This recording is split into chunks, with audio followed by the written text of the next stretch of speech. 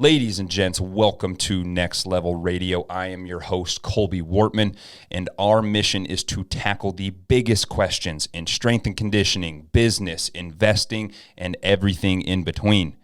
We bring to you the best people in every sector so that you, the listener, can benefit and learn from the best in the biz. Whether that is S&C or business, you can rest assured you're getting the best knowledge available. All right, it's time we all grow up a little bit. Ditch the pre-workout. It's not 2007 anymore, and it's nothing like Jacked 3D. Ditch the shaker. You're not 4 years old, and you don't need a bottle anymore. And get yourself the best dippable pre-workout on the market. Each pouch is patriotically packed with 300 milligrams of caffeine and vitamins because shaker bottles suck. Send It Sups is the on-the-go solution for athletes, LEOs, firefighters, door kickers, and everybody in between. Head over to senditsups.com to get the best dippable pre-workout on the market, and we thank Send It Sups for being a sponsor of Next Level Radio. Next Level Radio continues to grow because of our listeners and our sponsors. Today we present to you Fat Fish Brewing, the official beer of Next Level Radio. Whether you're looking for a night out with family or smashing the best craft beers in the area, you will find it all at Fat Fish Brewing. Check out Fat Fish on Villard Street in Dickinson, or check them out on their website at fatfishbrewing.com. Life has an amazing way of coming full circle and bringing to you the people that you need in your life at that time. As a young whippersnapper, 4 monsters deep, just excited to tackle the day, I'm headed to my first strength and conditioning conference, and I hear about a company called Team Builder. Multiple coaches with experience with Team Builder and other platforms said the exact same thing. They said that you can get very similar products across different platforms. However, the thing that truly sets aside Team Builder and puts their product above anybody else's is their true and genuine customer service. As a customer for many years, both at the university setting and the private facility, I can tell you, Team Builder's customer service is absolutely second to none. Late night emails, programming issues, emergencies on my end are all resolved very, very quickly. So join the thousands of universities and private facilities that use Team Builder to elevate their businesses by going to teambuilder.com, click Start My Free Trial, and use code NLT at checkout. Our next sponsor, Nutridyne, a medical supplement company aimed at enhancing performance and addressing the underlying issues of disease. You will be hard-pressed to find the quality that you'll find at Nutridyne. Listeners of this podcast get 20% off all supplements. Just go to @coach_Wortman and click the Nutridyne link in our bio. Keep up with us on Instagram @coach_Wortman, on our website, nl-training.com, or keep up with us on the next episode of Next Level Radio. Now sit back, relax, and take in the mind-melting knowledge of this episode. I don't know about you guys, but I have had the wildest last 2 weeks of my entire life, and we are here to tell you guys all about it. Welcome back to Next Level Radio, and if you're on YouTube, Next Level Training YouTube channel. What hasn't changed since I was back 2 weeks prior? What hasn't changed? Everything has changed. The better answer, the better question is what hasn't changed. We are here today to update you on life, on things that are going on around this neck of the woods, and it seems like absolutely everything is different. Last time we were here, we were talking Airbnbs and long-term rentals and rental properties, which is one of maybe 4 or 5 passions that I have in this life, and another one just popped up. For people that know me personally, my wife and I have been expecting our first newborn child for 9 months now. My wife is round as the day is long, looked like the Michelin man, 8.5 months pregnant, decided that she should put her trust in me as we go down the path of purchasing a long distance rental property in the beautiful South Dakota Black Hills. And she went along with it, and it was one of the best experiences we've ever had in our lives. Well, now things have changed. The little dude, the little biscuit in the oven is done baking, and we are now officially parents to a beautiful, healthy boy, Ridge Wortman. And today is all about my experience in the last 2 weeks about being a father, going down this journey, this responsibility of fatherhood. And it's one of the craziest, but one of the most gratifying, joy-filled experiences that you'll ever have. And leading up to our little boy Ridge, we had complications, we had all these different things, but that last moment, that moment when it all becomes real, is worth every single penny. So today, this is out for all those people out there that are fathers, that are gonna be fathers, that are fathers to dogs, are fathers to other different children, and are just mentors, businessmen, people that are looked up to. I think we have a responsibility that I can hopefully lend some tangible assets to you guys that you guys can use in your daily life. And hopefully we can all learn from this process, because I have been in a trial with fire the last 2 weeks. My wife is an absolute warrior, and we are going down this path with no clue what to do, but we're sure as hell gonna do our best. And I think that's what fatherhood's all about. Today, we really want to give you guys, like, what in the hell does it mean to be a father? What the hell does it mean to be a father? And how can we go through this process as beautifully, as gracefully, and joyfully as we possibly can. To give you a little backstory, this is our first child. This is the ever-changing evolution of life that we've gone through, and it is absolutely amazing, for a lack of words. What does it mean to be a father? And this is a question that I've asked myself, prayed about, and reflected on for the last 9 months. Leading up to our little boy Ridge, I knew that I wanted children, but I never envisioned myself in that role with the responsibility, because that's what it is. It's a responsibility given to you that you need to step up to the plate and adjust to. And before this time, even leading up with the 9 months of pregnancy, I could never envision myself. I could never put myself in those shoes of actually being responsible and caring for another life, one, but also that child being mine, that child being something that I am now responsible for did not scare me, but it's the actual physical location of me being that person. I could never visualize it. For a wife, for a mother, that happens the first month of pregnancy. They have that connection. They know they're a mother. They are already providing by the things that they're doing, by the things that they're eating, by the things that they're doing in the gym, the things they're doing in their life, the healthy lifestyle that they live. They're already a mother. They're already providing. You as a dad, you are doing jack shit. You're not doing anything. And it's a weird two worlds that are coinciding as you guys go down this path of having your first child. And so with me not being able to visualize that, there also comes a point where you can't prepare for that.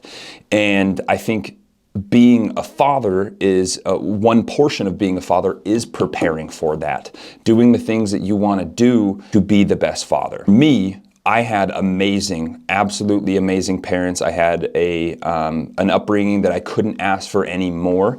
I chose a troubled path, and that wasn't due to 100% of the effort, blood, sweat, and tears of my parents. It was something that I chose.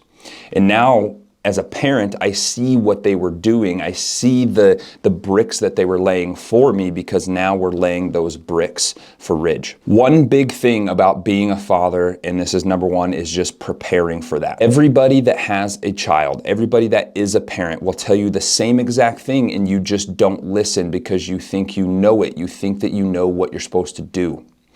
Every single parent will tell you one thing: you'll never be ready. But when the time comes, you'll be ready. There's nothing more true in the world.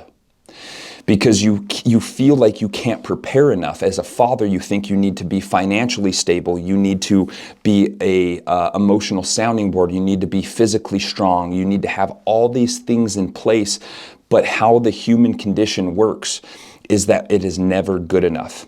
For me, I wanted 3 rental properties, cash flowing rental properties. I wanted over $100,000 worth of stock assets. I wanted all these different things. And I reached those landmarks. And guess what? It was never enough. I tried to push it off.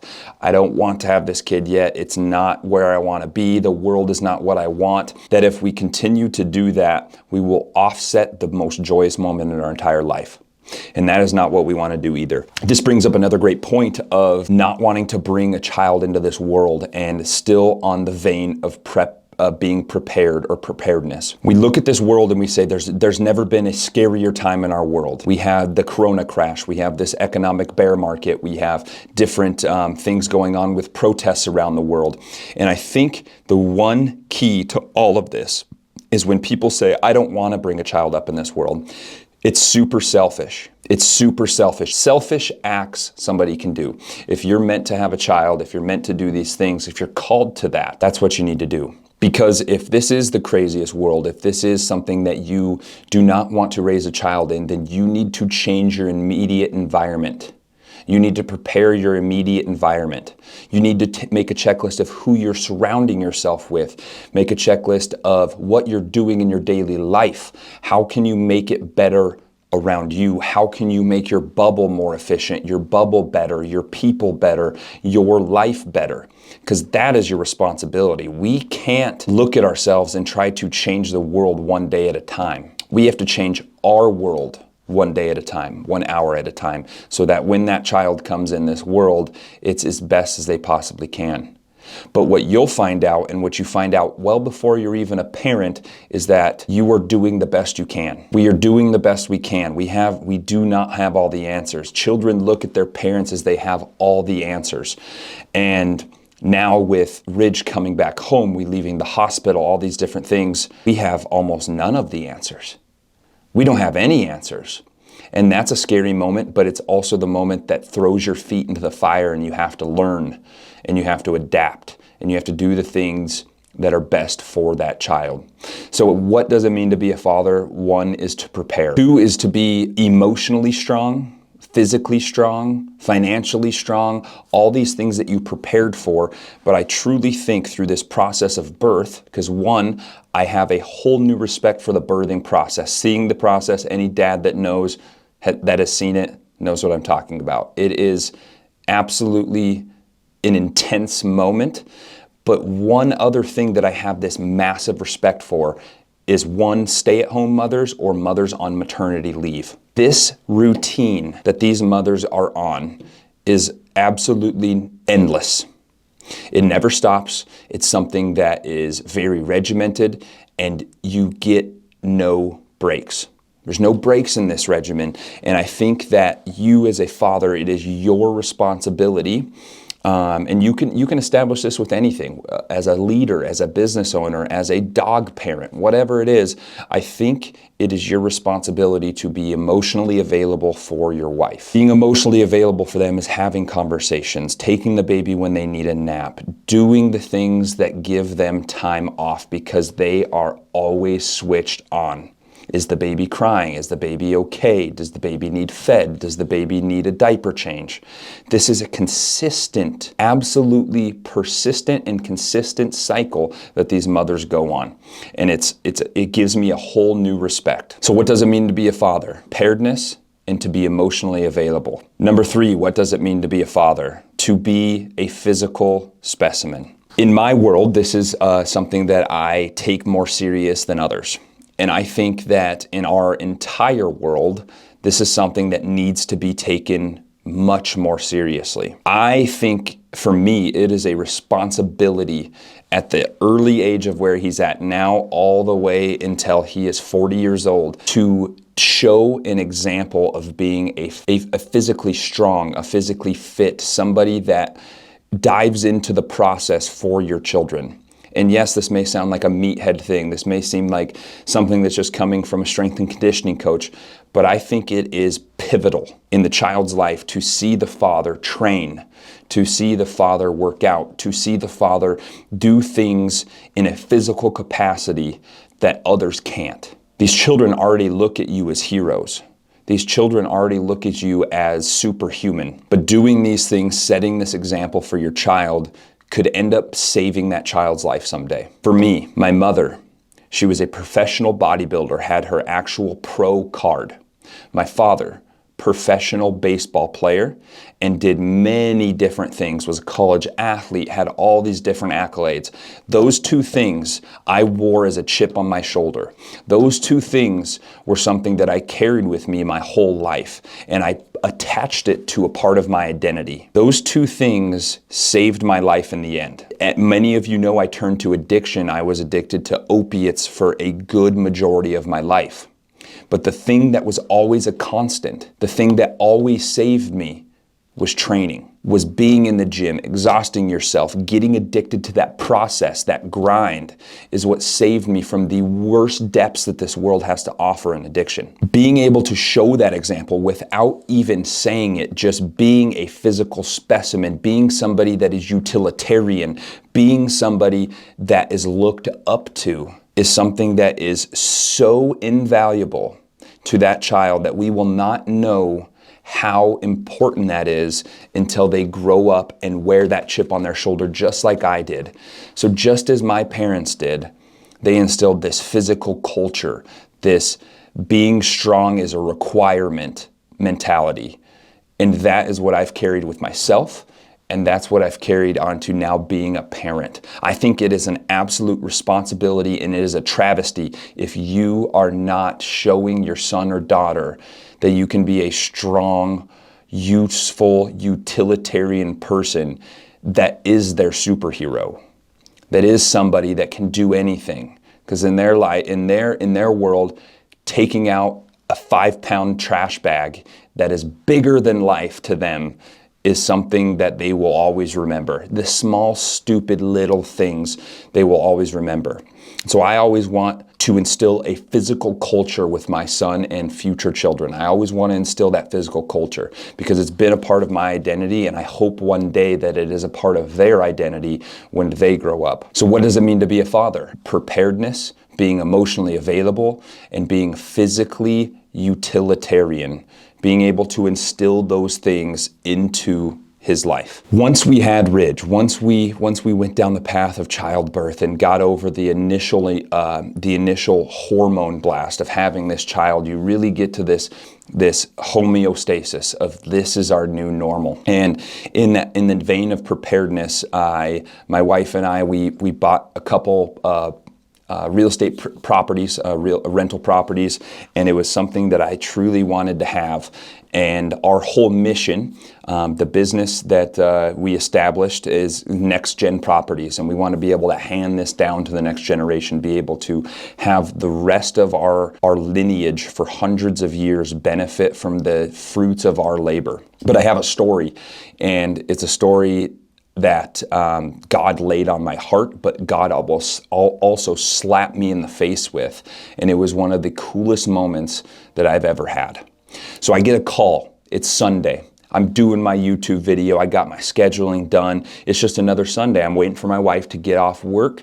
We hang out, we go to bed, we wake up. It's 4 a.m. I'm training. I get a call, and I've been waiting for this call. I've been anticipating this call.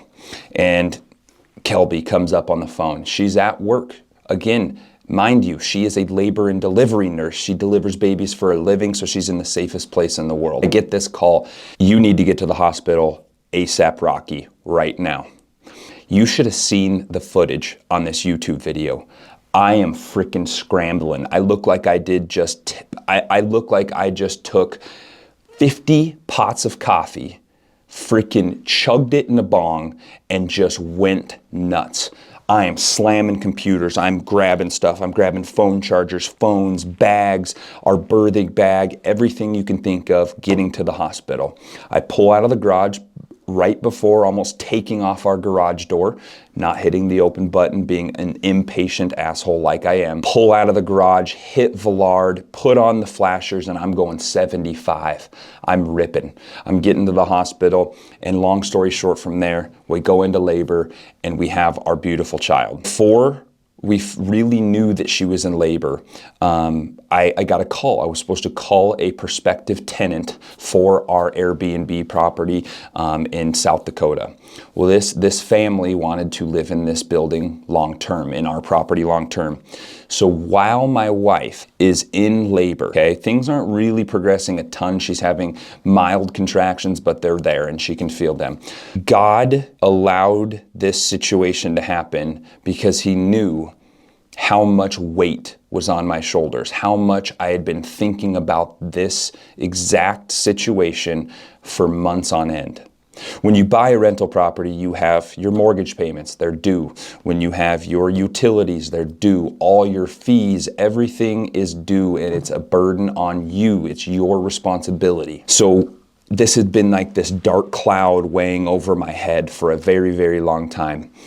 And at the moment when we knew that we were going into labor, I get a call. And this call is from this prospective tenant. And this prospective tenant says, I want to send you the money now. We love the property. We want to stay in it for a year, and we will pay whatever rates you need. Money is not an issue. At that moment, God told me to be present, to quit thinking about the future, quit thinking about this dark cloud above my head. Instantly, it was all taken off my shoulders. This was a moment where God told me to be present, to enjoy this moment, to love my wife, to love this newborn child. And not that I wouldn't have if this wouldn't have happened, but there always would have been this anxiety for the future. And at that moment, he lifted everything off my shoulders in one phone call. If you don't think God is running our lives and we are just the puppets in his game, I think you're misled. He does these things that in no other way any Hollywood actor, any Hollywood producer could write a better movie. All these things happen for a certain reason. That was one of the coolest moments in the entire world because I just took off the weighted vest. I just had a relief. Everything was lifted and I was able to stay in this moment, and I will remember that moment for the rest of my life. And I hope my wife remembers that moment for the rest of her life, because I'm always this go, go, go, we got to get stuff done person. And that was a moment that I will never forget because I was 100% present, not on your phone. You are a servant of your wife at that point. And then this little beautiful baby comes out and your whole world is flipped on its head. And so I think that is what being a father means: to prepare, to be emotionally available, to be a physical, utilitarian person and lead by example, and to be present, to be a servant, to be able to be fully aware and available for your wife and your child. That's what it means to be a father. And to be a father is to create and build and do things that your child and your parents and your grandparents and everybody in your inner circle can benefit from. This whole thing of fatherhood in just a little bit of 2 weeks has completely changed my perspective, has completely changed my mindset. And again, I've only had 2 weeks under my belt and things change like that. And then lastly, to give you guys one more story that I think sums up fatherhood very, very well. For many of you guys that know, I dealt with over 10 years of opiate addiction, very, very bad pain medication, heroin, and all the bad stuff. And it ran my life. It was something that completely took over my life and deteriorated it from the inside out. I was bouncing at a bar in college. It's the best job in the world because you can literally beat people up and not go to jail for it. And usually they're drunk, so you have a good 85% chance that you can actually rock and roll, that you can start scrapping, right? And I had been over 365 days sober. I think I was 367 days sober when my wife, my pretty little wife, came walking into my life. I met her there, and I knew at that point through treatment and through self-evaluation and meditation that the reason I was reaching out and addicted to these drugs is because I had a lack of love. I didn't have a love that I could accept. And so I was trying to fill it with these external drugs. And At that point, I knew I had that hole. So there was just this little tiny puzzle piece hole in my heart. When my wife walked into my life, that piece of that puzzle was found and completed. My life was completed. I felt like everything was great. My life was joyous. Obviously, there's ups and downs in marriage, but everything was complete. When you become a father, there's a puzzle piece missing. It's an extension of your puzzle. You didn't know you had that puzzle piece missing, but all along there was this puzzle piece missing, and it was you becoming a father, you becoming a parent. And so when little Ridge was born, there was a piece of that puzzle added. It wasn't gone from the beginning. It was a piece of the puzzle that was added. And this little ball of joy just completes you more than you've ever experienced in your life. You are completely full, 150% full with joy, with love. And so the hole that I knew that needed to be filled was filled by my wife. The hole that I had to have filled to become sober was filled by God. And the hole that I never knew I had that was an extension of my heart that grew bigger was filled by my little boy Ridge. That is the power of fatherhood. That is the power of being a parent. I think that sums up what being a father is. And if you guys are called to do that, and you and your significant other are called to be parents, you'll never be ready. When the time is right, become a parent. It's the coolest thing in the world. Your near future, you're gonna have a sick ass minivan and a grocery getter, and you get to yell at baseball games and do all the fun stuff. You get to wear New Balances. It's literally the life. New Balances, crew socks, cargo shorts, a ball cap, and a cooler of beer while cheering on your kiddos. There's nothing better. Embrace the dad life if you're supposed to be a dad. Embrace that dad life. And I hope that this can resonate with all future parents and parents out there, because this has been the most joy-filled experience in my entire life. I hope you guys can take tangible assets of what it means to be a father and apply that to your life and your future life and your future kids. That is another episode of Next Level Radio number 99. Please, if you guys haven't yet, subscribe to our YouTube. We're really trying to bring to you guys the best of all that we can do on YouTube and Spotify. Subscribe to the podcast on Spotify, subscribe to the YouTube channel, and we will see you next week for Next Level Radio, episode 100. We have some special stuff for you guys next week. Peace.